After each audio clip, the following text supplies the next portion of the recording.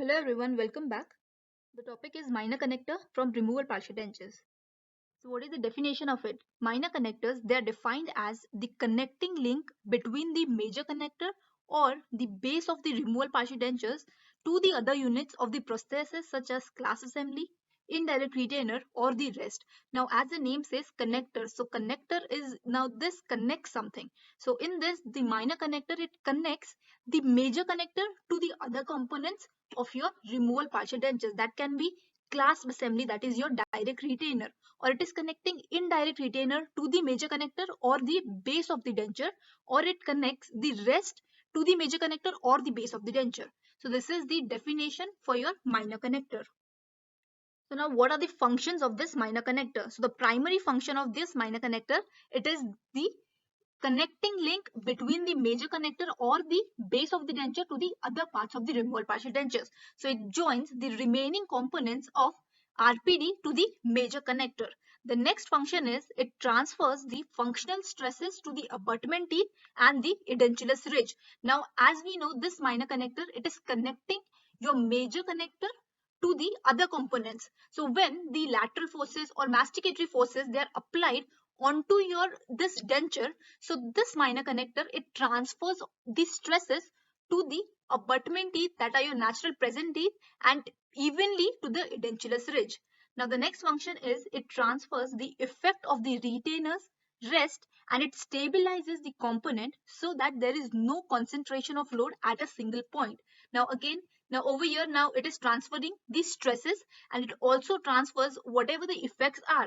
Now as you're connecting, so with the help of this minor connector, you're connecting the major connector, that is your major component of your removal partial dentures, to this other components, that is your rest retainers. So because of this minor connector, this helps in stabilizing all this component, and it is helping such that there is no concentration of load only on a single point, and all the forces or the stresses, they are equally distributed all over the denture. So these are the three functions of minor connector.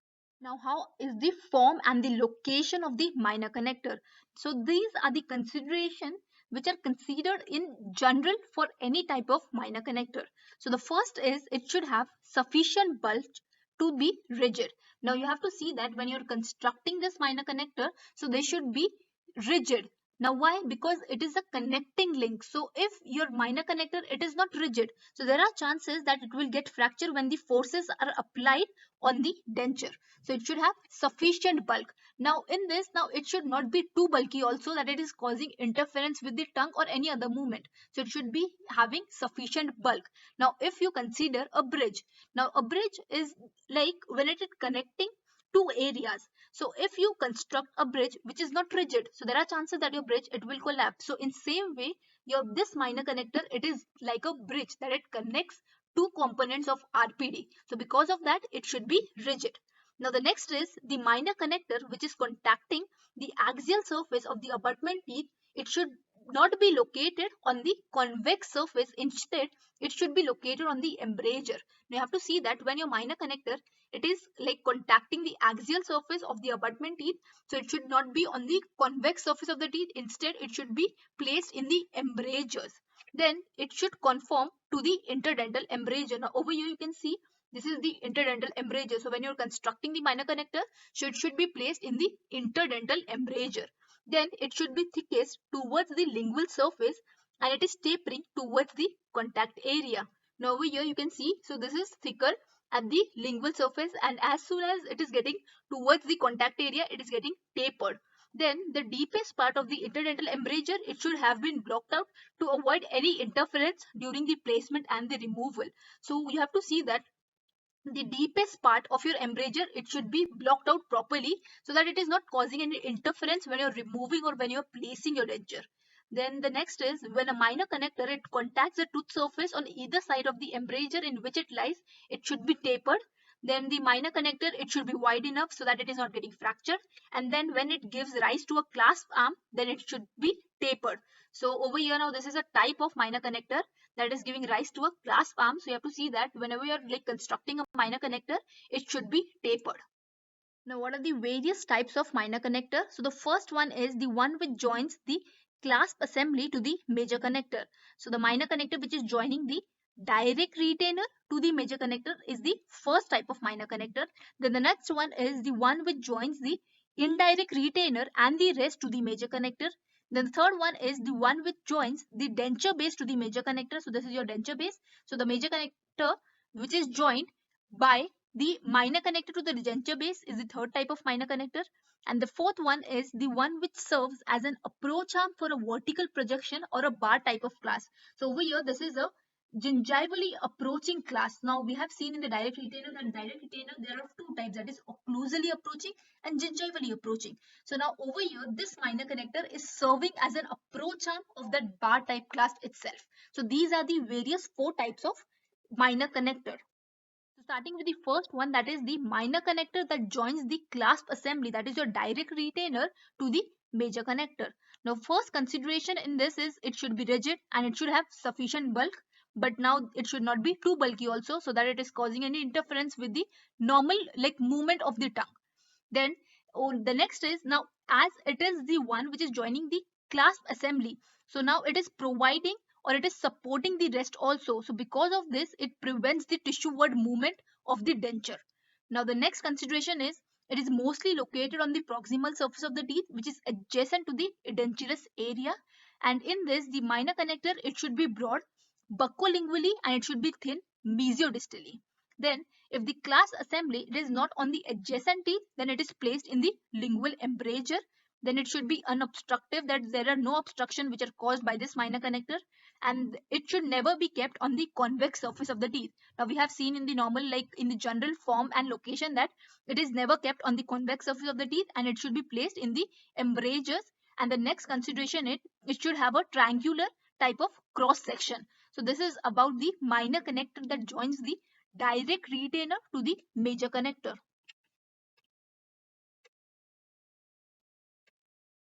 Now the next one is the minor connector that joins the indirect retainer or the auxiliary rest to the major connector.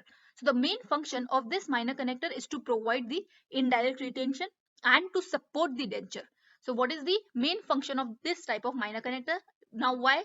Because now it is connecting the indirect retainer to the major connector.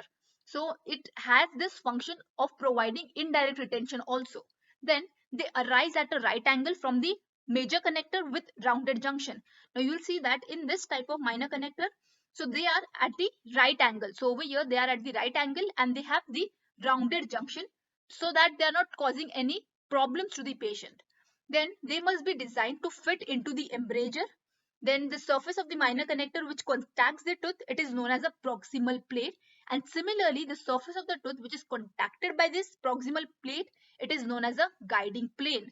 And there should be no undercut which should be present while you're designing this type of minor connector. So these are the various considerations that you need to keep in mind when you're doing this minor connector which is joining the indirect retainer or the auxiliary rest. Now the next one is the minor connector that joins the denture base with the major connector. So this type of minor connector, they are described as three types, that is a open construction, or it can be a mesh construction, or it can be a bead, wire, or a lead head component of a metal base. So in this, now we are going to see all of them one by one. And in this type of minor connector, it should be rigid, it should be strong, and it should be such that it is like causing minimal interference with the arrangement of the artificial teeth. Now this is your denture base. So over this denture base, now you're going to place your artificial teeth. So this type of minor connector, it should be made such that it is causing minimal interference with the arrangement of your artificial teeth. Now this type of minor connector in the maxillary arch, in the case of distal extension, you see that this type of minor connector, it is extending over the entire ridge and it covers the tuberosity, and it should extend as posterior as possible in the maxillary arch. Now in the mandibular arch, you'll see that it is extending 2/3 of the edentulous arch. Now over here, this is your edentulous arch. So over here, this X is your edentulous arch, and in the mandibular arch, you'll see that your minor connector, it is extending 2/3 of your edentulous arch. So this is your denture base basically. So this is like extending 2/3 of it. So now in this, what are tissue stops? So now in the case of distal extension denture base, a lattice or a mesh type minor connector with tissue stops, they are used to stabilize the framework during the packing of resin, and because of that, it prevents the distortion of framework. So now what basically is have seen like they are described as open construction or mesh construction. So now in the case of this type, that is your open construction or mesh construction, that too in a distal extension case where there are no posterior teeth which are present. So in that case, what you do is you give a tissue stop. So now this is a tissue stop. So now what this tissue stop is doing? So this is preventing the distortion of your framework. Now this is a lattice type of framework. So now when you give this tissue stop in this lattice type or a meshwork type, so you'll see that your denture base, it is not getting distorted. So this is the function of the tissue stop in such cases. Now what are the finish lines? So the finish line, it denotes the junction between the acrylic denture base and the major connector. So the junction between your denture base and the major connector, it is known as a finish line. So there are basically two types of finish line, that is internal finish line and external finish line.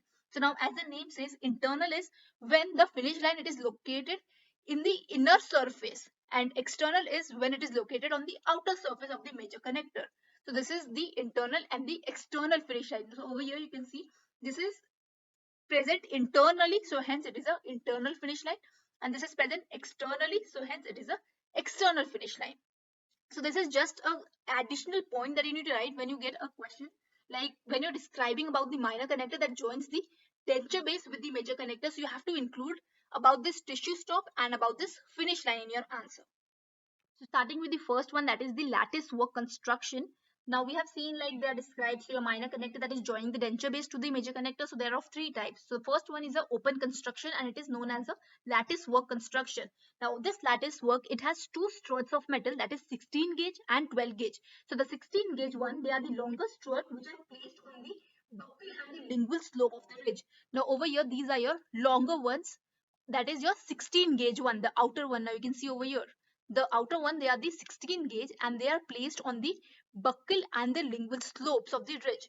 And then there is a smaller strut that is with the 12 gauge, which is running over the crest of the ridge and it is connecting this longer strut. So over here this one are your smaller struts which are made up of 12 gauge.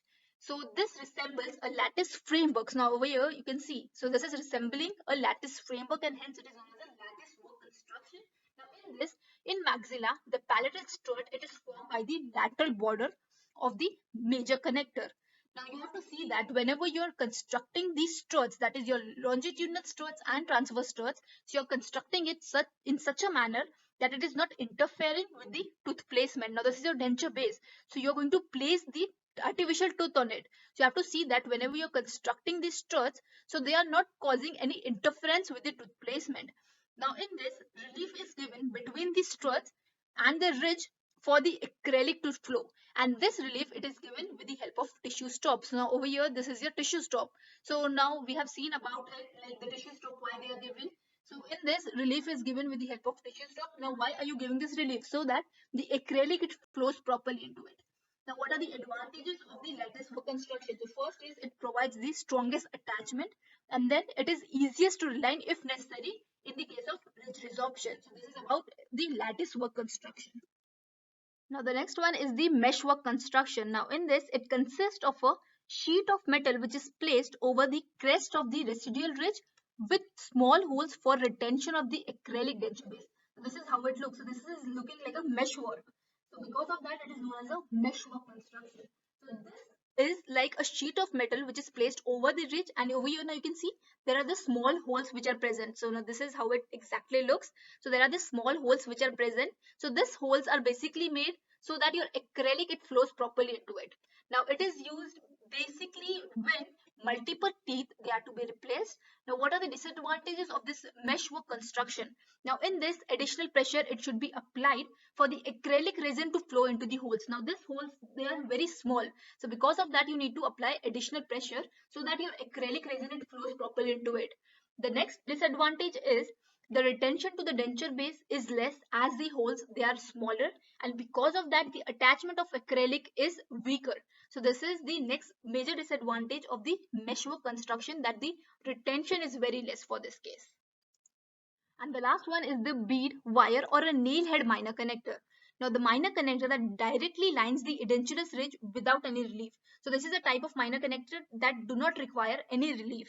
Now we have seen earlier that the tissue stops, they are given in the case of meshwork and the lattice, but you're not giving any tissue stop in the case of this bead wire or nail head minor connector, and because of that there are no such reliefs which are given in this case.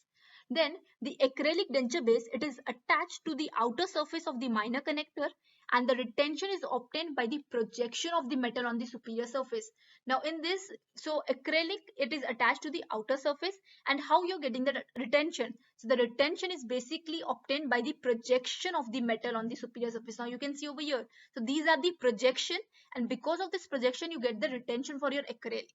So these projection, it may be beads, nails, or a pointing wires, and hence it is, and henceforth it is known as bead wire or a nail head minor connector, because now this projection, it can be a bead, nail, or the pointing wire. So the beads, they are prepared by placing the acrylic balls on the meshwork pattern, and then they are burned out and casted. So this minor connector is indicated for the tooth supported dentures with well healed ridges where frequent relining and rebasing it is not anticipated. So what are the disadvantages of this? So in this, relining is difficult, and because of that only you have to select such case in which relining and rebasing is not indicated. Then it is a weakest type of attachment, as you are not giving any relief, or there are like the retention is basically obtained by the metal itself. So because of that there are like chances that it is the weakest attachment. Now what are the advantages of it? So it has better soft tissue response to the metal than acrylic, and is a more hygienic type of minor connector. So this is basically how it looks. So over here, this is how it looks like. It has this projection on it over here. So the last type of minor connector is the minor connector that serves as an approach arm for the bar type of clasp, that is your clasp which is gingivally approaching. So this minor connector, it almost acts like a clasp itself. So it helps to position the retentive tip of the gingivally approaching clasp. This is basically how it looks. So this is the approach arm. So this approach arm is nothing but your minor connector itself. So this type of minor connector, it should have following characteristics. So now we have seen like earlier that your minor connector, it should be rigid, but this is the like difference, like in this type of minor connector it is not rigid. Now why? Because it does not have to bear any load on it, and because of that it is not made rigid. Now it should have limited flexibility to aid in removal. So now this type of minor connector, that is like the one which serves as an approach arm, so it should have a limited flexibility. Why? Because it should aid in its removal. Now it supports the direct retainer which engages the undercut. Now this is serving as an approach arm. So basically it is supporting your direct retainer. Now what your direct retainer it does, so you're getting that retention when your direct retainer it goes and engages in that undercut. So because of that undercut engagement, you get that retention. So because of that, it is supporting the direct retainer. Now as it is flexible, hence the retention is improved by its springy action. Now we have seen like it is having limited flexibility, and because of this flexibility the retention is also improved because of its springy action.